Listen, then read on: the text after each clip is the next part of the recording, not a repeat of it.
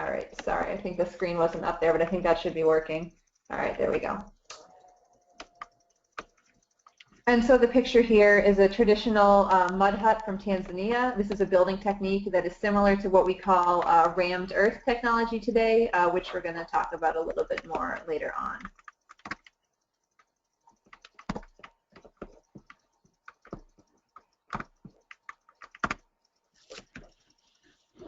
So the earliest engineers, they weren't technically called engineers, but what they really do was engineering, tended to work a lot with the natural features of the landscape instead of against them. So on the left, there's a picture of the Great Inca Road. This is a modern day picture. This is a road that was built 500 years ago and is still in relatively good shape. And on the right is an example of a modern road where we are blasting through cliffs to make the road straight to sort of conform to what's easiest for us instead of working around our natural landscape. And you don't just see this with roads, you see this with homes, you see this with everything that we do. Since we have a lot of technologies and we're able to, do these massive engineering projects, we tend to do them, even though it isn't necessarily maybe the most energy efficient or environmentally friendly way to do things. And so we have what is called a human-dominated ecosystem. This means that humans have impacted the planet and the ecosystem so much that we've really dominated a lot of our natural resources and changed things to be the way that we need them to be. So the picture you're looking at here, this is an image of a Las Vegas suburb on Google Earth. I just went on Google Earth and said, what's a city that I know is kind of in a desert but is pretty well developed? And I picked Las Vegas, found a satellite image, and you can see how when you get to the left here, the landscape is totally different from this perfectly flat suburban area where you can also see patches of green around the houses and lawns, what looks like trees and grass in an area that obviously doesn't have trees and grass growing in it naturally.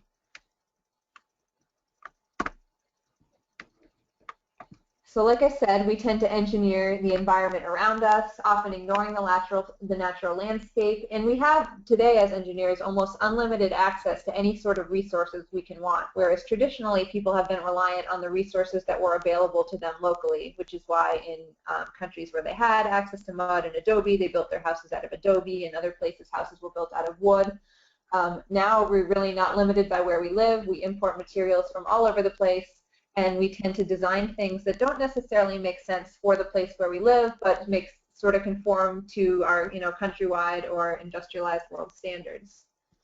And so one of the reasons I think this is also important is because as engineers, when we think about how engineers and developing countries or people from traditional societies should interact, we think that it's the role of us as modern engineers from the developed world to help teach people how to be more like us and more like industrialized countries. But in reality, we can learn a lot from traditional societies, whether it's sustainable agriculture techniques, building techniques, or water management. There's a lot of things that people have already been doing for thousands of years and have a pretty good idea how to do those things. And so I put a little disclaimer here. I'm not an archaeologist. I'm not an expert in these types of natural building techniques. It's just something I think is particularly interesting. And because I work with indigenous groups in both Peru and Mexico, it's something that I've seen in the regions where I work, and I have a basic understanding of how people design their homes in these areas, and you'll see that in some of the pictures that I have later on. So jumping in, air conditioning is one of the things today that pretty much every new home now is designed to have central air. Air conditioning itself is not a new concept, while the way we do it mechanically is relatively new. Societies have historically had many different methods that they use to cool their homes. So in ancient Rome, Romans piped cool water coming in from the aqueducts through the brick walls of the homes of the rich in order to keep the walls cooler in the summer and in the hot months.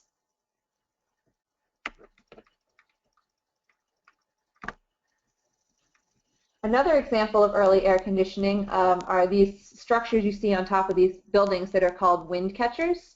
And wind catchers were used early on in the Middle East and are still used today as a way to funnel cool air down into buildings and also to vent out warm air at the same time. So this is a totally passive system. There's no mechanical or moving parts. Just by shaping the, I guess we can call them louvers, on the outside of these buildings, they were able to direct airflow down into the buildings. And often within these buildings, at the bottom of these wind catcher towers, they would have a pool or some sort of thermal mass, sometimes water, to help store the cool energy in there and cool the building even further. These wind catchers were also used frequently in combination with rammed earth or adobe buildings, which were another high source of thermal mass that we'll talk about a little bit later on. And so again, this is an ancient technology, but it's still in use in modern times today. An example of a recently constructed modern building is this center in Zion National Park in Utah. Again, they use that same concept, the wind catcher technology. You can see the little opening, the wind box over here to the left of the building, to create a way to a free method of mechanical cooling for their center.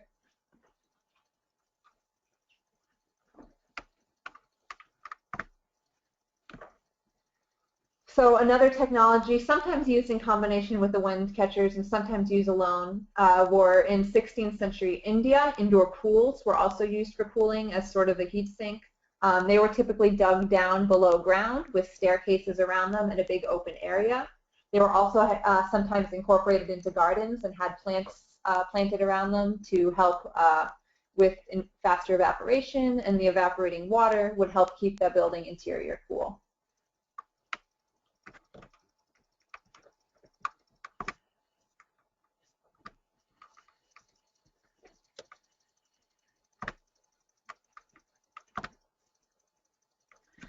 So another example from that, the articles I sent out, so in the article they talked about that new building in India that was built that used indoor pools with the staircases surrounding it as one method. They also used this type of double wall structure to provide an insulating layer from extreme temperatures and hot climates.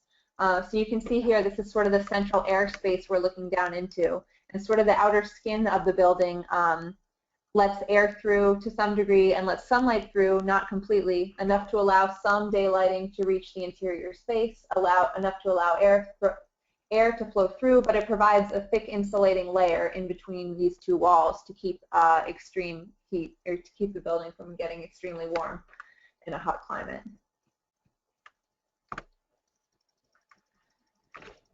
So another example of this are the way that Mayan homes are built. So they're built in a way that allow air to flow through the walls while still preventing water from entering during floods. So what's done here, there's a bottom layer of rocks and rock or clay packed together to keep water, to create a water permeable sort of base floor on the bottom. So if it floods or if there's a heavy rain, water won't enter the house.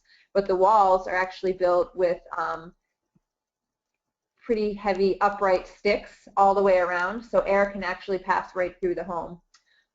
In addition, people sleep in hammocks, so air can flow sort of around them 360 degrees when they're sleeping. A bed is not really an efficient way to sleep and stay cool in a hot climate. It's much, you'll stay much cooler by sleeping in a way where you can have air flowing on all sides of you. And so again, this is a technique developed by the ancient Maya, but this is still in practice today. So the community that I work in Mexico, many of them still have homes that look like this, are built out of sticks and palm roofs, and it's a skill that most people in the community have. People are capable of building their own home, and they're capable of building their home using primarily local materials. So you also saw that thatched roof on that previous slide. Again, this is from local palm in Mexico. In Peru, where this picture was taken, this is a picture that I took, they use grass roofs, dried out grass, to thatch the roof. So in Peru, this is in the Andes region, it's 4,000 meters in elevation, so it's an extremely cold climate, but because they're so high in elevation, the sun also gets very intensely hot during the day. But these roofs are actually a very good insulator to help keep the heat trapped within the building, and they're good at channeling rainwater off the roof, so they're pretty weather resistant. They have to be rebuilt every 10 to 15 years, but they hold up pretty well. So one of the things that's happening has been there's been a lot of encouragement for people to switch to tin roofs. You can see the corrugated tin on this building on the right here, and a little bit over the section of the chimney here. Over the chimney, it's more for fire purposes, because it's seen as a more modern material. It's durable. It doesn't have to be rebuilt. But as you know, tin does not have any insulational value, so it's not good for heating. It's good because it doesn't have to be rebuilt as frequently, but it's not good in helping homes stay warm in the winter. The same thing's sort of happening in Mexico with people using tar paper instead of the palm thatching. And again, part of the reason that's happening is because the palm roofs are very labor intensive to build, just like the grass roofs. You have to have someone that has enough time to go out and build them. And as people are more and more involved in outside jobs and migrate for outside employment, they don't have people that have the time or the skill to build those, to be rebuilding those types of roofs when they need replacement. So and when we think about green roofs, we think of this as being a real new modern invention, but this is something that has been around for a very long time. In Scandinavian countries, sod roofs were the most commonly used roof type on log homes up until the 19th century. So this was done by putting a layer of bark over the roofs and sort of planting sod on top so they had a green growing roof. Again, it was to provide mainly to provide insulation. So when we see green roofs now in cities, it's a lot for preventing water runoff and dealing with stormwater management. That wasn't so much of a problem when you have these less densely populated areas and homes out in the country as it is in the cities today. So it was mainly for the thermal values here. And so I kind of described this a little. So these materials are often cheaper. Many of these techniques are more time and labor intensive.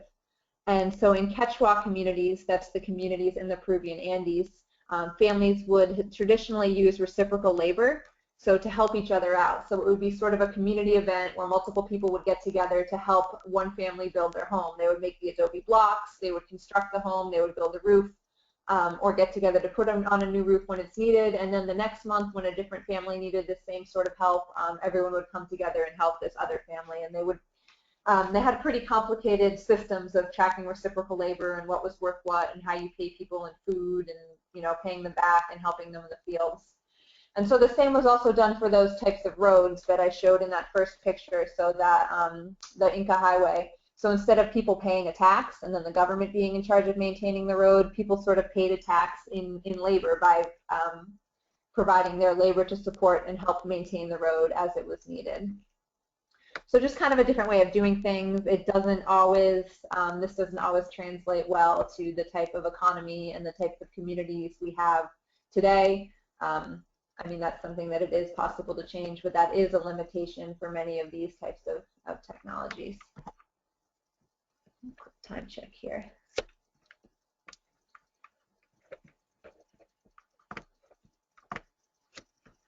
So I'm going to get a little bit more in detail into two types of building techniques that are kind of making a recent comeback, and those are rammed earth homes and straw bale homes. Before we do that, does anyone have any questions or things they're interested in talking about more?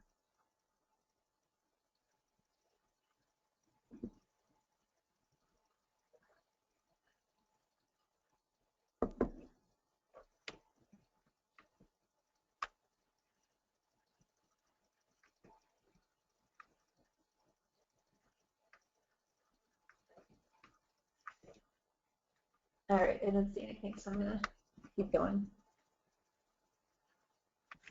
Yeah, and if you have any questions come up, as Andrew said here, feel free to click on the raise hand button or type in the question box as we're going. So are people familiar with rammed earth homes and straw bale homes? I guess you can type it in as a question or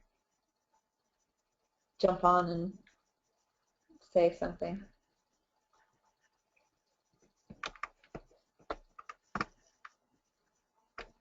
Okay, I have one, not at all.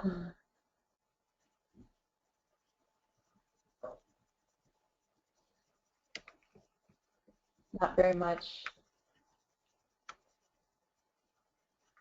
Okay, well that's good because I'll give you a pretty good overview of these two topics. So rammed earth. So that first picture I showed of the hut, I think it was Tanzania, was an example of a traditional rammed earth home. It's called rammed earth because you're essentially ramming a mixture of gravel, sand, silt, and clay into a wood framework, a temporary framework, and sort of building up this material layer by layer and packing it down or ramming it in between adding, so to build up structurally sound, load-bearing walls made of earth material.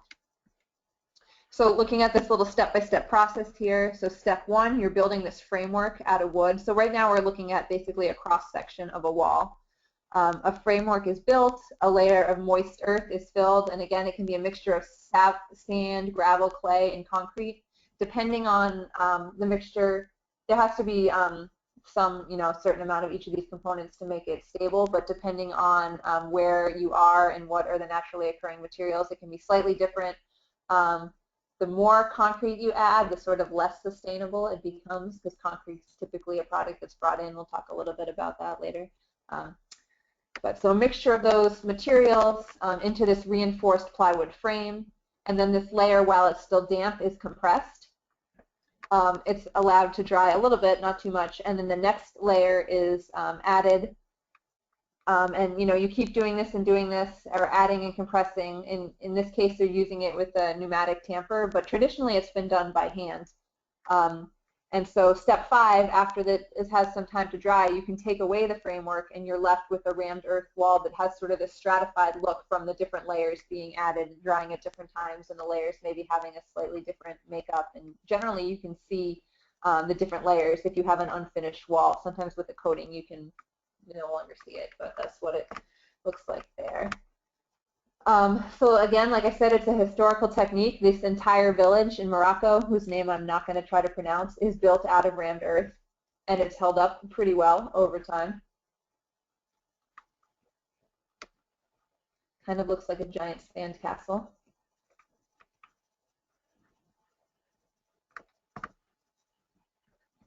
And so some of the properties of this material, it's very strong in compression. And so because of that, you can use it to make multiple-story load-bearing homes. It's not something that you have to limit yourself to one-story building. Because it's a fairly dense clay material, it has a very high thermal mass. We talked a little bit about thermal mass in the other classes, but that means it's a good heat sink. It holds heat very well and dissipates it over a longer, slower period of time. And so because of this property, it's very good for climates that have a plus or minus 10 degrees Celsius difference between day and night. So you tend to think of places like deserts where it can be really hot during the day, but then the temperature can drop and it can be really cool during the night. And by using a material like this with a high thermal mass, it helps you to maintain consistent temperatures throughout the day. And so because it has a high thermal value, it also has a poor insulation value. So if you have a climate where it's just cold all the time or just hot all the time, this isn't necessarily a great building material for you. And so there's 2 pictures here. The one on the right is a multi-story home in progress. This one looks more like blocks. I'm not sure exactly what's going on with the blocks and whether that was like a finish put on to make it look like blocks or boards.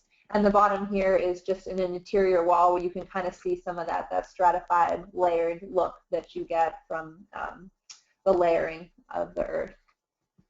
So you might have actually seen houses like this. It's becoming more popular, but it's not new. It's not uncommon to see houses like this. So this is a picture of a rammed earth home under construction, being built. So some more properties. It has very good noise insulation because it's such a thick material. It's fireproof, so that's not something that it meets building fire codes. It's fairly durable. If you're in a climate with a lot of rain, the rain over time can break it down, or if you're in a very damp climate. So if you're in that type of climate, people tend to put a waterproof coating on it. So the coating can make it less breathable and toxic, but the uncoated, the surface is a very breathable surface. So we talked a little bit about things like sick building syndrome and problems with having not enough airflow or not enough air changes within your building. So this, you wouldn't have that much of a problem using a home made of, or building a home or an office out of this type of material. And again, the material itself is non-toxic. It's just naturally occurring materials like clay, sand, and earth.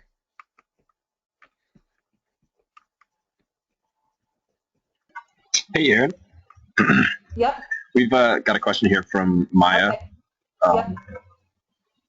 Asking about, I guess, just generally how does rammed earth compare to concrete? Or are you about to get around to that? Or? Yeah. So concrete is more durable. It doesn't get worn down by things like rain. Concrete is slightly stronger. There is an exact number for this. I don't remember it, but there was a website, I can share it later, that gives a comparison of strength of concrete compared to rammed earth. In terms of an energy and environmental standpoint, concrete is much more energy intensive to produce, and because it doesn't occur, it's not found in as many places, or it involves more processing. It typically has to be shipped to building locations instead of being prepared on site. So that makes it more energy and water intensive. Hopefully that helps, Maya.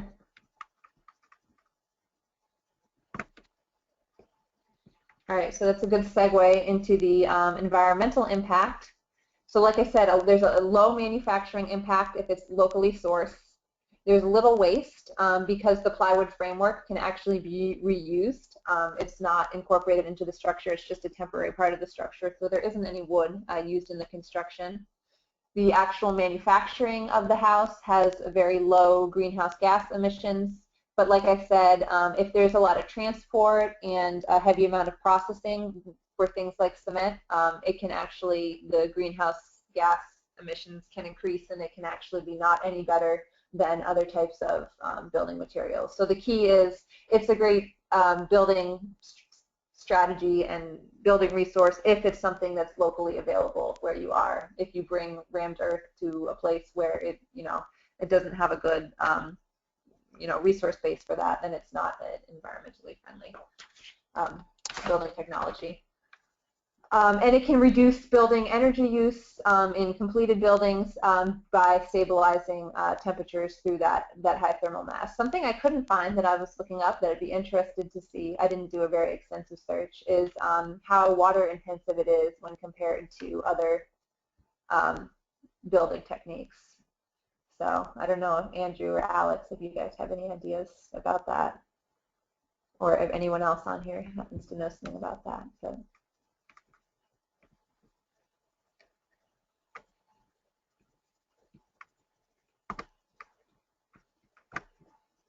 Okay, that'll keep going.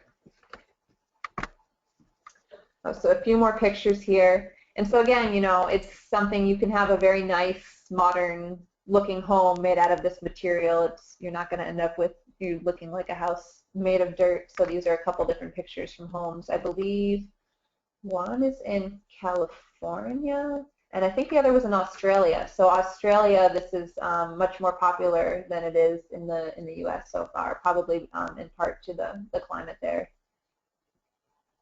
is more suitable for this type of material.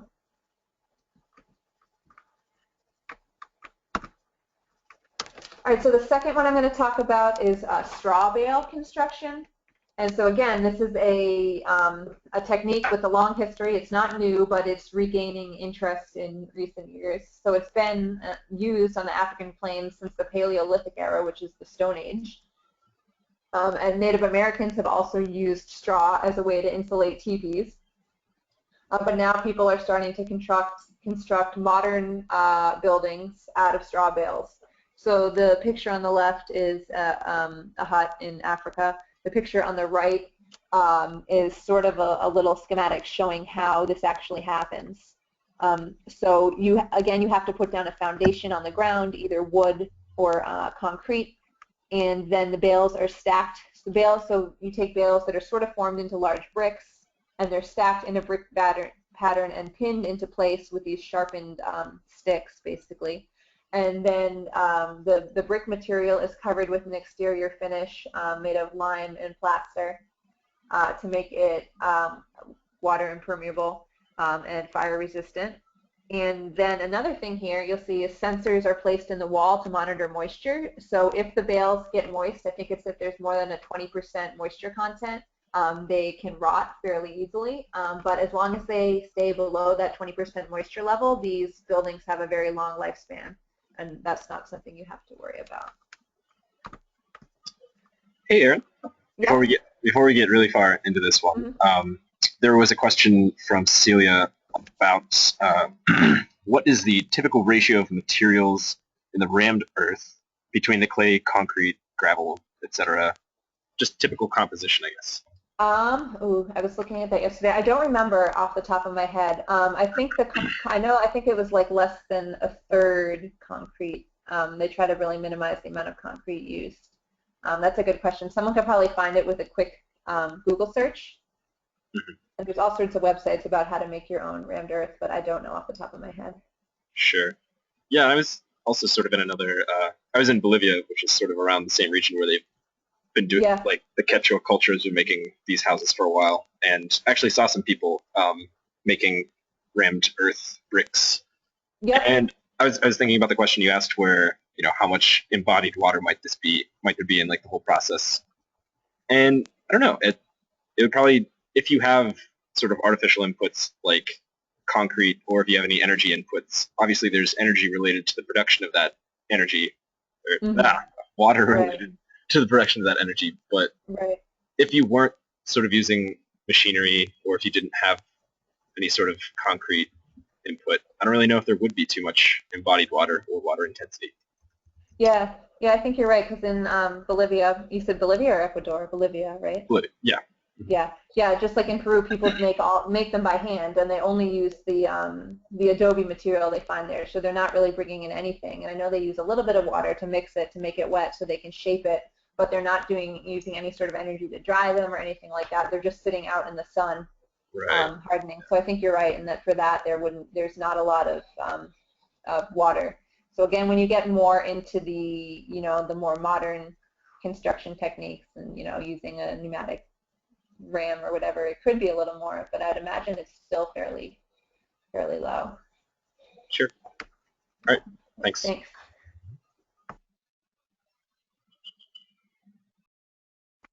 Okay, so the straw bales, again, you start by laying out either a wood or a timber foundation. And you also use a timber frame to sort of shape the bales around. You can see the windows are sort of framed out here with wood, and they have joists as well. Put in the bales, use the sticks to kind of hold them into place, and then you coat them with the plaster coating. So here you can kind of see like a wire mesh, chicken wire sort of material holding everything into place, and the plaster is being applied on top of that to form that outer seal. So these types of houses have a very high insulation value. So depending on how you construct them, and the composition of the bales and the thickness of the bales, they've been found to have an R value of between 17 and 55.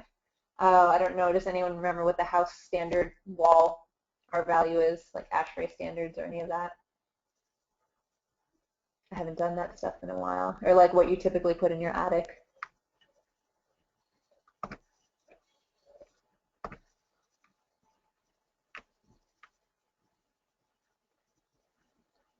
I want to say like R22 is what an attic, like a suggested attic insulation. I could be wrong, but somewhere around that. So this is very high, especially when you're getting at the upper end. Like an R55 is a very high insulation value, is a really good insulation value. So unlike rammed earth, this has a lower thermal mass.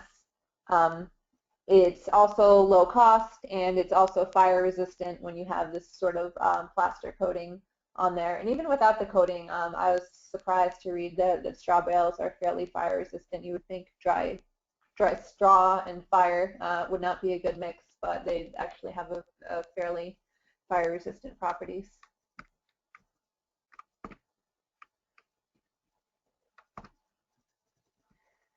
So a couple pictures, again, because they have these coatings on here, you could never really tell that these were straw bale houses unless I told you, except for maybe the fact that you can see the corners tend to be a little more rounded. They don't have the sharp edges of like a timber constructed building.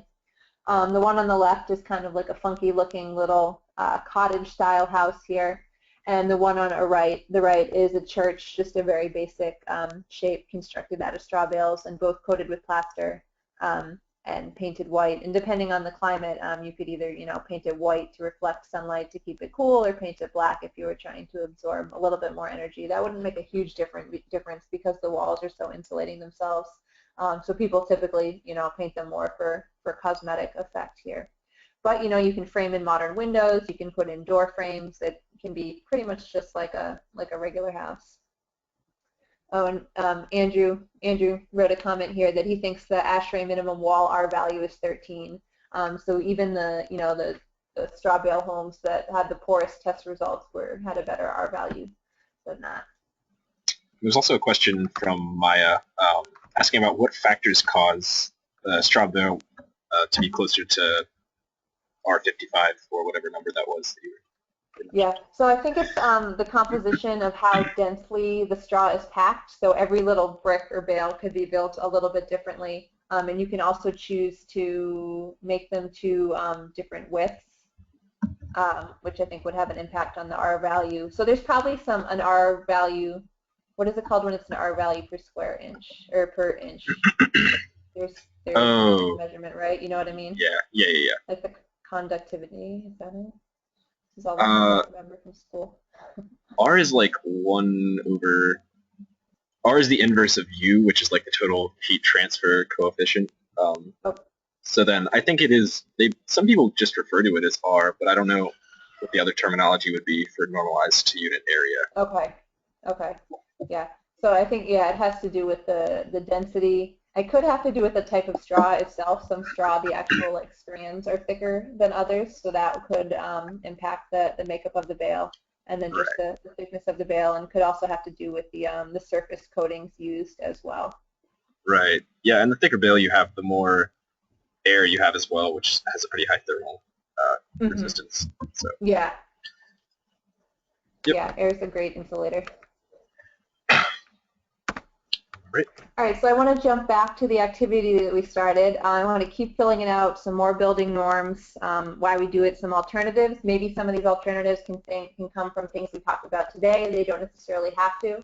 And how we get to the alternatives. And I think how we get to the alternatives is actually pretty complicated, because a lot of it involves how do we change, human behavior, and how do we change what people think is, the norm and the desirable thing to have. How do we get people to say, all right, I'll give up having a green grass lawn if it means I'm, reducing my water use? How do we get people to care about that type of stuff? So people can unmute themselves if they want to at this time, and we can kind of discuss and fill this out at the same time. And I'm going to jump over to that sheet. Actually, I'm going to do this one slide before we go into that. So if this is something you're interested in, if you're interested in learning about alternative building techniques, there's an awesome design build school in Vermont, northern Vermont, called Yestermorrow Design School. And ESW has actually talked with them, and we're hoping to partner and do like an ESW course, like week-long course with them in the future.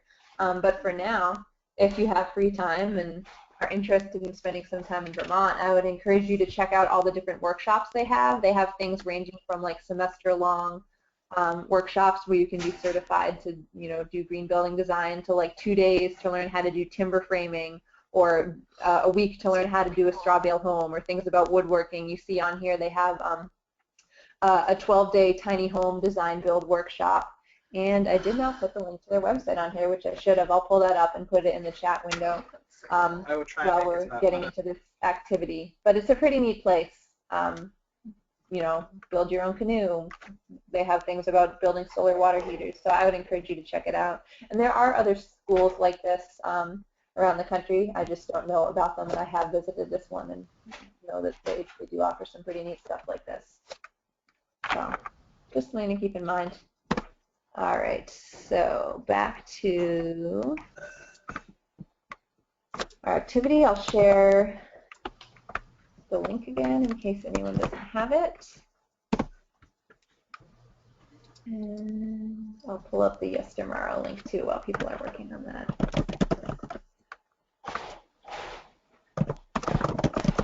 Yeah, so you played into them pretty well.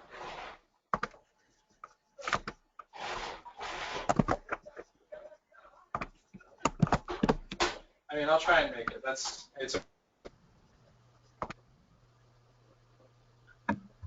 Yeah, just as a heads up, I'm gonna unmute everyone here. Go through. I guess we'll go in order. So, but Troy's making a lot. Prepare to remute yourself if you're in a loud place. All right. So prevalence of suburbs. Who added that, and do you want to tell us about it? I think this is a really good, important one. Anyone?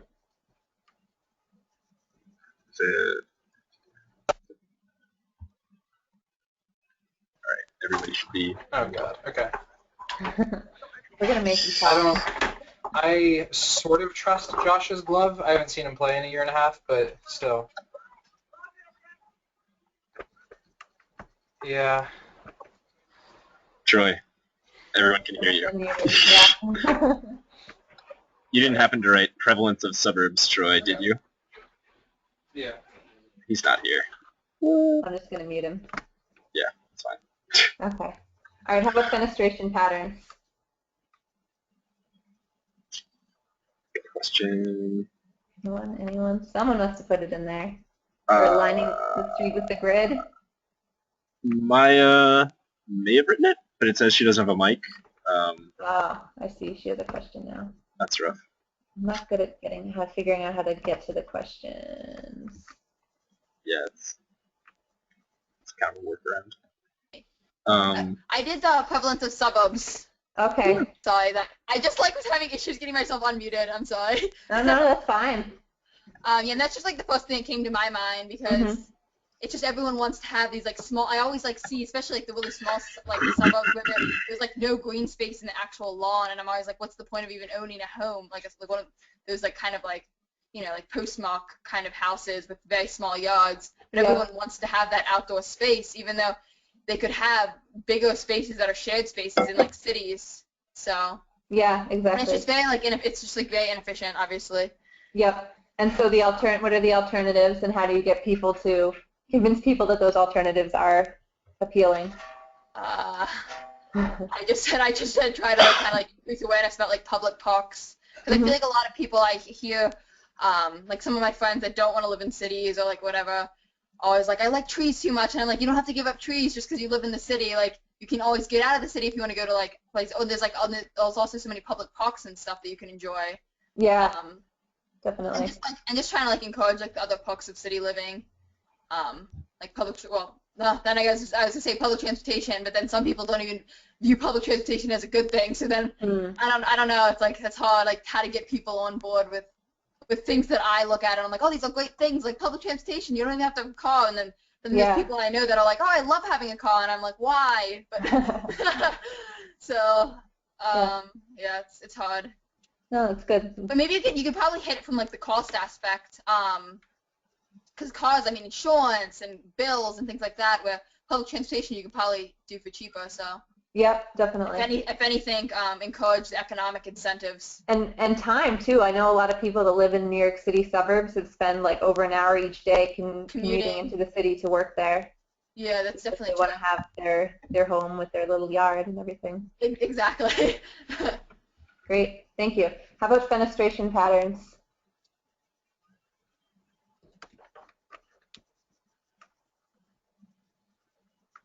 All right, this works.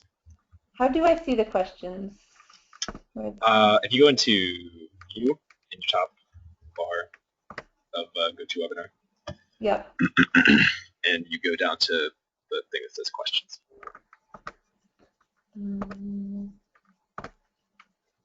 It says I have I dragged it off my screen. That's why I can't see it.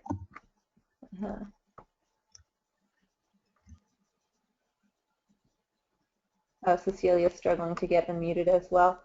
Okay. How about aligning with the street grid? I think that's a really good one.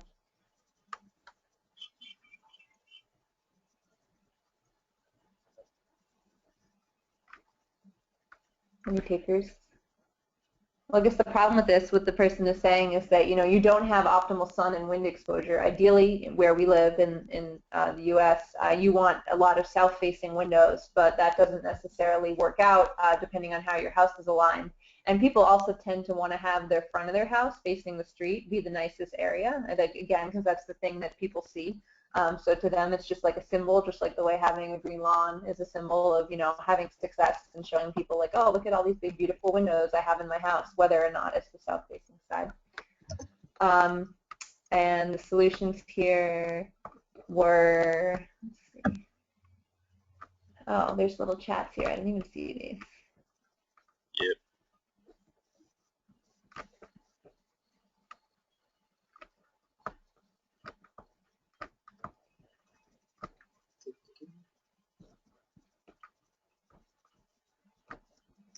All right, so this potential solution here is begin the process of redesigning streets and the potentially quicker process of redesigning facade alignment house by house. So redesigning streets is definitely a slow process. This works well for new areas and as there's new developments to put in streets that are, positioned that way. It's definitely, as whoever contributed this here said, a very slow process. So I'm curious what the redesigning facade alignment means, house by house.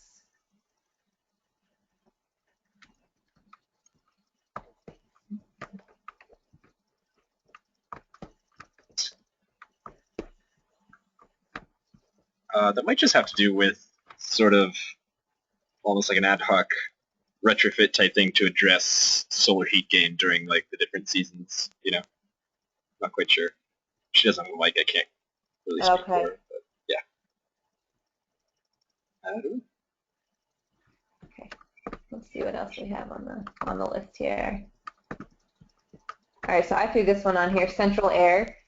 Now it's like, if you look at a new home or if you're trying to sell your home, everybody wants to see central air. Even if you live in a place like me in upstate New York where you don't need air conditioning, my house has no air conditioning and I'm fine. We get away with it because we have trees for shade and we have shades and windows and we use fans.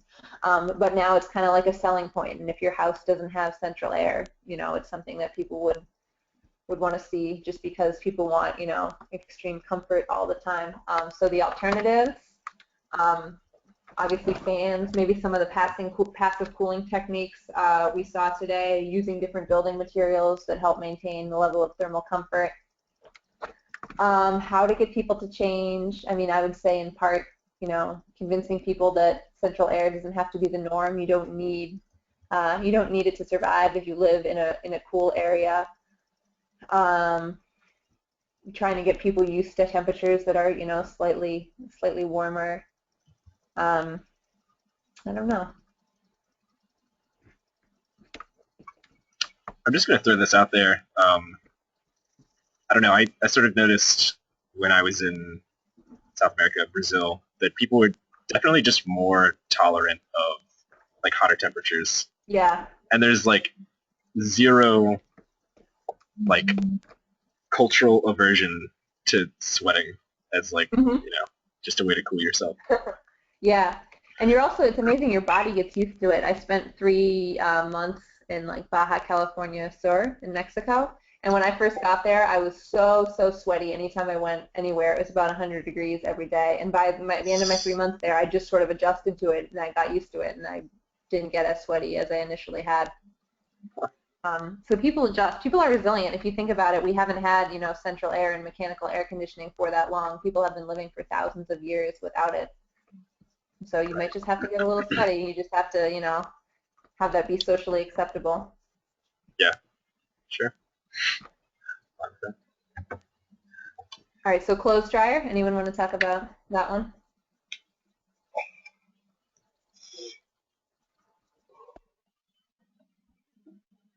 Clothes dryer, I think, is like air conditioning. Yeah, kind of like a luxury. Oops, yeah. sorry, go ahead.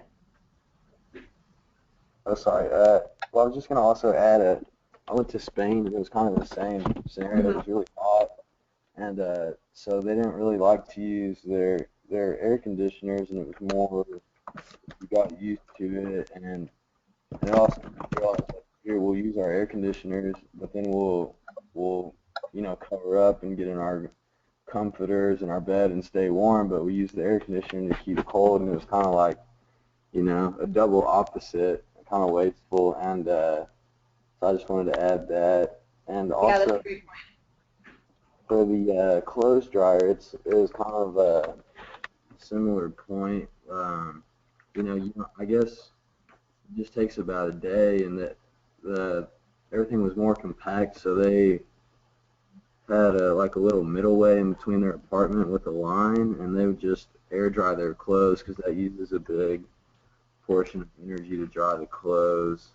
So if you just let them air dry it, maybe it takes a day, but probably less, and saves a lot of energy. And I guess in ways it saves space in the house because you don't need a place to put your dryer and kind of that whole room. But you still need a washer, of course. So yeah. Yeah, that's a great point. Yeah, it's kind of something that was a luxury that's now kind of become the norm, and everyone expects you to have them in your house in the U.S. And if you don't, it's considered strange. But even a washer, I mean, we can wash clothes at laundromats. That works too. A lot of people do that. Everyone doesn't necessarily need to have their own washer, since most of the time it sits unused. Right. Okay, and then large glass fronts. And also, like, just drying clothes. Oh, Go ahead. oh, Sorry. sorry. I was just gonna say, and also like drying, like clothes, air drying is a lot easier on the clothes, so it increases their like lifespan. So Yeah, that's a great point. I don't know. And I mean, I've always had my clothes air dried. So like when I went to college, and I remember like I actually like put them in the dryer then, and then it was like shrinking my clothes, and I was like, I don't want to do this. I really need to be getting back to using it. So I just started using a drying rack my freshman year. Probably after about like drying them like in the machine like twice, I was like, I don't like this. Like it's shrinking my clothes, and I just don't like it. And, Yeah. like it's just unnecessary. So. Yep. Definitely. Okay, large glass fronts are last one on there. It's kind of similar to the fenestration issue. We want, houses that look pretty from the front and have these big giant glass windows. We got a response here from Erin, who also doesn't have a mic, but yeah, he's saying this is similar to the building we talked about a few classes ago. There was a large surface area of glass caused energy inefficiencies. Oh, okay, yeah. I think what he's saying is it relates a lot to the R value of Windows. Even at like having triple pane windows, it's still significantly lower than. Yeah, I think the standard is for like your south-facing wall. I think 10% of the wall area should be windows. So if you have anything more than that, it's not necessarily efficient. Maybe if it's really high efficiency windows, that percentage is higher. I'm not sure, but the 10% number is something I remember from a class a while back. So something else, like people have those really large cathedral ceilings. They're not really doing anything except giving you a larger space to heat and cool, and heating it, heat rises, so you really have to crank heat out to keep it warm enough. It always bothers me that, in the winter it's freezing. You're heating your house to keep it warm, and then you're cooling your freezer to keep your food cold. I feel like there has to be some alternative to doing that, some way of using outdoor air in the freezer when it's possible, but to my knowledge there is nothing like that. If you designed it into the house, just like me thinking as like kind of a HVAC chemical engineering nerd, I'm sure you could create some sort of combined like cycle in which you could have a heat exchanger with the outdoors coming in. You would also be able to turn off during warmer seasons. But Yeah, I mean, you just need good temperature sensors to know when to use indoor air and when to use outdoor, but nobody's done it to the best of my knowledge, so there we go. All right, so since we only have a few minutes left, so a few follow-up things since this is the last session. So we have a really short, it says 5-minute survey, but I promise it won't even take you that long. It'll take you like 1 minute course survey, because we want to figure out how to make our future courses better, how to make this course better, what you liked and didn't like. So it's just some basic multiple questions with a little bit of place for open answers. Keep a lookout for future short courses that we're going to offer by checking on our ESW website frequently. I'm assuming all of you are on our mailing list and get our newsletter, so you will get information about upcoming courses. So another incentive to take the short course survey. Everyone that takes the survey will be entered in a chance to win a free admission, I guess, to one of our upcoming courses. And so we'll be sending you all a certificate of completion showing that you took this course, so be on the lookout in your email inbox for that. Let's see, I'm going to give you that website right now. There you go. So go ahead and jump on there and do that. And while we're doing that, any last minute questions, things people want to talk about, general things to talk about from the entire session?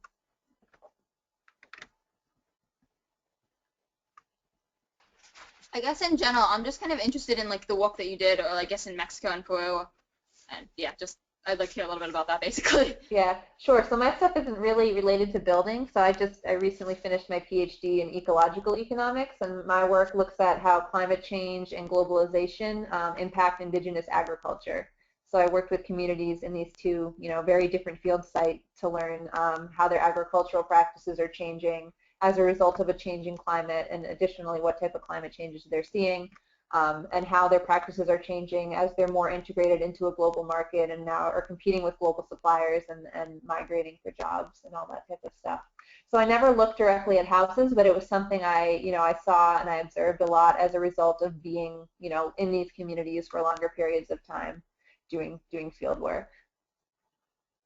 And in general, I'm just very interested in, indigenous practices, and they have agricultural practices that they've been using for 4,000 years that are still producing food sustainably, but now people are switching more towards monocropping and industrialized agriculture, which allows us to produce food more cheaply, but sort of draining the soil and can be very water intensive at the same time.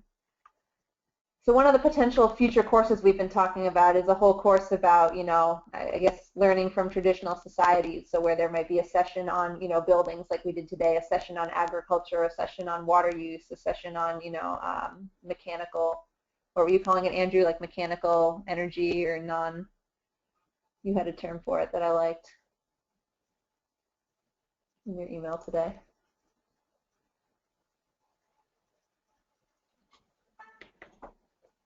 But anyway, if that is something you're interested in, keep a lookout for a future short course in that. And also, you're always welcome to send me or any of our other instructors like questions if anything comes up. Let's see, I can put all our emails in the chat box.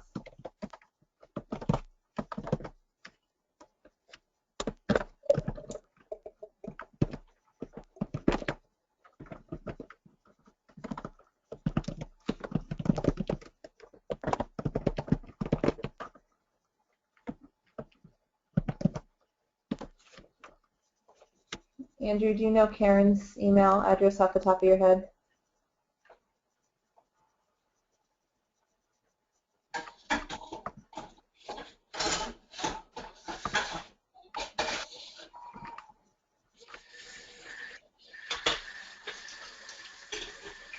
Great, thank you. And there's Karen's as well. So if there's anything specific any of us covered that you're interested in talking to us more about, feel free to shoot us an email or email all of us if you have something general.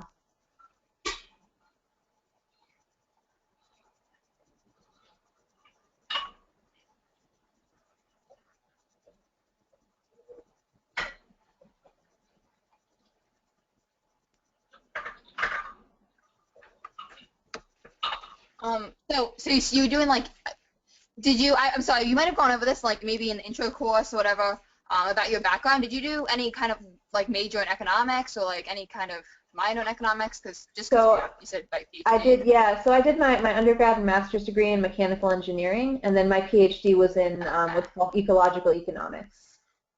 So it's a branch within economics that sort of combines ecology and economics into one. Oh, that's so cool. So I'm just like kind of interested in them. No, yeah, that's great. We offered a short course in ecological economics last month, and we'll probably be offering it again. So keep a lookout for that as well.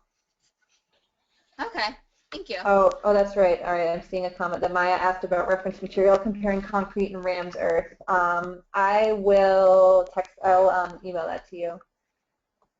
I just don't want to start internet searching around while I have you guys all on here, but I can find the site that I used.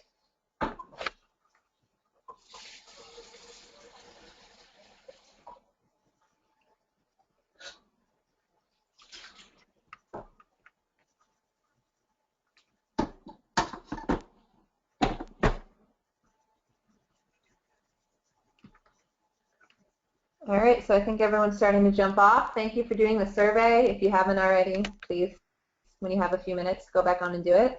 Hope everyone has a great 4th of July and enjoy your long weekend if you get a long weekend.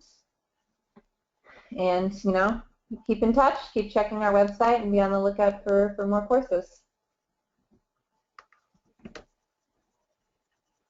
All right, good night, everybody.